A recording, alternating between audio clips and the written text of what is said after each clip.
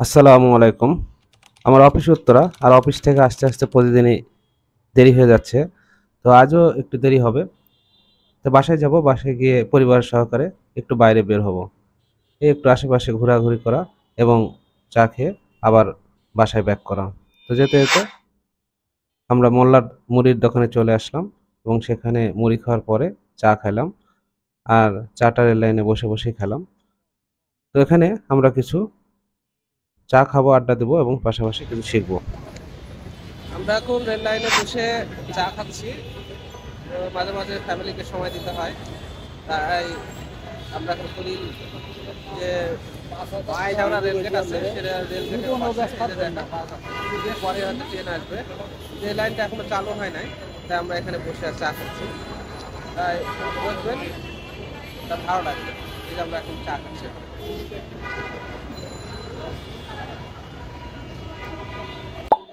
আমরা এখন একটি বিষয় নিয়ে আলোচনা করব, তা হলো যে মার্কিং করা অংশটুকু দেখতেছেন, এর নাম হলো ইলাস্টিক রেল ক্লিপ, সংক্ষেপে বলা হয় ইআরসি।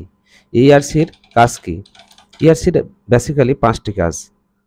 1 নাম্বার, ল্যাটারাল এবং ভার্টিক্যাল রেস্টেইনিং। এটার কাজ কি? সেটা হলো স্লিপারকে রেলের সঙ্গে দৃঢ়ভাবে আটকিয়ে রাখা এবং ল্যাটারাল এবং ভার্টিক্যাল মুভমেন্ট নিয়ন্ত্রণ করা। 2 নাম্বার হলো ভাইব্রেশন ডাম্পিং, অর্থাৎ বাংলায় যদি বলি তাহলে স্পন্দন শোষণ।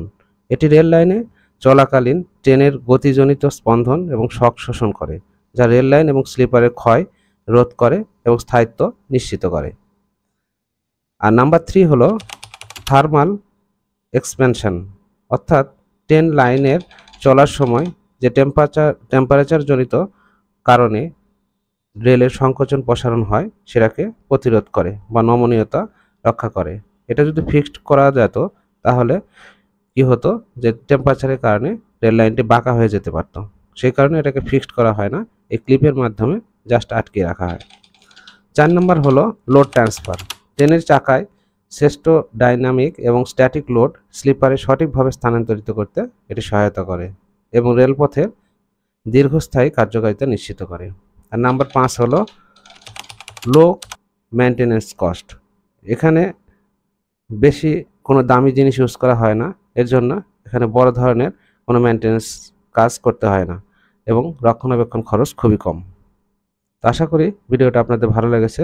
যদি লেগে থাকে তাহলে লাইক কমেন্টস করতে পারেন। আসসালামু আলাইকুম।